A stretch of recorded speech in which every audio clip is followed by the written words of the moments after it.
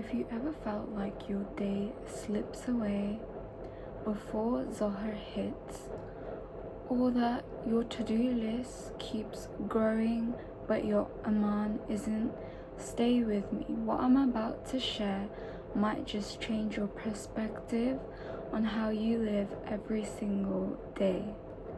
Let's start with the most powerful time management tool we have is Salah. Islam divides our 5 distant blocks, each with spiritual check-ins. Think of it like a divine schedule that structures your day and resets your focus every few hours. We have 5 daily prayers, so work around those timings for your schedules, and that will be the perfect day that you will have, because you have breaks in between. And think of it, Fajr to Zohar is a huge gap. You could be doing so much in that 2 to 3 hours and get that done in the morning. Then Zohar to Asr, you could be doing a bit of dhikr, or if you have work, you would be doing work. And then Asr to Maghrib, there isn't much time, so you can use that as a break and use it as a relaxed time. Then Maghrib to Isha, use that to tone down, like no phone time, so you can get a really good sleep. Next, I would say is follow the Prophet's routine. So do your research, read the Prophet's books. As the Prophet ﷺ said, made the most of the early morning. He prayed Fajr and stayed productive right after. Mornings carry barakah, blessings, so don't waste them. Mornings are the starting of your day. So if you start with a beautiful day, productive, full, you won't have to do as much, or you won't forget as much and cram in later on.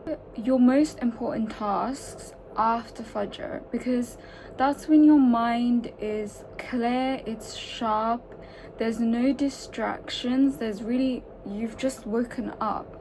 So do difficult tasks and things that you need to get rid of early in the morning. Next, I would say is avoid time wasting. So social media, endless scrolling, we all do it, I do it, everyone does it, but don't waste too much time on it. It's meaningless. It's a task that you're just doing for no reason. It quickly eats away your time and your energy. Prophet Muhammad ﷺ said, a sign of a person's excellence in Islam is leaving what does not concern him. Use app blockers or put screen time on if you really find it difficult. Or I like to do, and I do this sometimes, because yes, I do waste my time on scrolling, everyone does it, but one thing that prevents me is I like to put my phone in an opposite room. So let's say I'm doing a task downstairs, or I want to get something done after work, because I do have a busy schedule. I like to learn new things, so to focus on that, I like to put my phone in my bedroom, because I won't be tempted to go all the way upstairs and grab my phone and then get it. If I'm downstairs and I know I have to be doing something, obviously I'm gonna do it, and I won't have that distraction with me. Because if you have your phone, your iPad's technology surrounding you, you're obviously gonna gravitate to it. So I'd recommend like putting in a different room. Obviously you can try different strategies and see if it works for you. Or what you could do is you could replace your 10 minutes of scrolling every single day and read either 1 or 2 pages of Quran. Is what I think that is most forgotten but most important, and I've talked about it in most of my videos, is setting your intention, so niyyah. So even your work or studying, cooking, just anything you're doing, or even going on a walk, or let's say grabbing groceries, it can all become an act of worship with the right intentions. So when your time serves a higher purpose, it no longer feels wasted. So if you have the intentions of saying, oh, I'm doing this for the sake of Allah, or if you're saying Bismillah before saying it, you're getting a reward and you're not wasting, your time. And also, like, when studying, do it for the sake of Allah. Do cooking for the sake of Allah. Don't do it because, oh, I have to cook for my family. You're not going to put in that effort and then you're just going to waste your time. If you really have pure intentions in what you do, you take your time. Next, I would say, is plan with akhirah in mind. Every hour is an opportunity to invest in your akhirah. That perspective alone can radically shift your mind and your priorities. Are you living intentionally, or are you just existing, or are you just in the flow of the dunya and wasting your time? Because at the end of the day, yes, it's a bit too deep, but as Muslims, I feel like we should deep life. Like, everyone's gonna die at the end of the day, and you're gonna get questions like what you did. First of all, your question's gonna be, first of all, is your Salah. Second of all, it's gonna be like, what did you do for the sake of Allah? Obviously, it's not gonna be that, but you are gonna get questions on the line of similar topics to that. And Allah's gonna be looking at what you did, what you didn't do. And if you're just gonna prioritize the dunya and do things that please others, fulfill materialistic things, when you die, if you did this, you're not gonna get that. You're not gonna have, prophets do recommend your goals. They always prophets recommend having your own business, goals, the lifestyle you want. But always, I would say, stay humble while you're striving for it.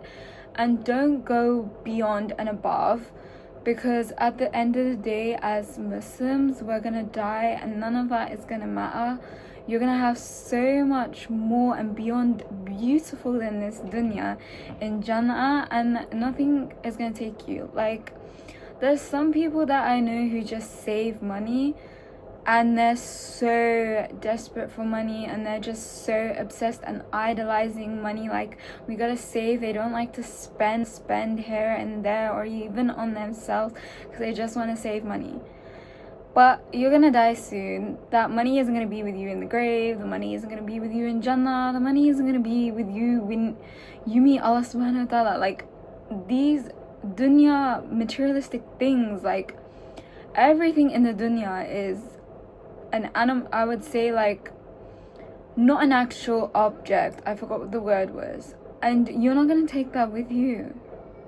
So just focus on yourself. Focus on pleasing Allah. Allah loves humans. Allah could have put anything on this world, yet He loves us, and He put us, and He wants to see if we deserve the love that He has given us, in a way. That's how I would say it. And regardless, Allah encourages all those things. I'm not saying to not go for it. Do it. Save for what you want. Save for that house. Save for shoes, clothes, whatever you want. Save for that meal that you want, let's say. Because obviously, that's what Allah wants you. Allah wants you to be happy. The thing is, managing your time isn't just about being more productive. It's about living with purpose. As Muslims, our schedule isn't just a planner, it's obviously a path to Jannah, to live a beautiful life and to be happy in this dunya. So if buying these things are making you happy, go for it. But you have to stay grateful, have gratitude, and be humble while doing so.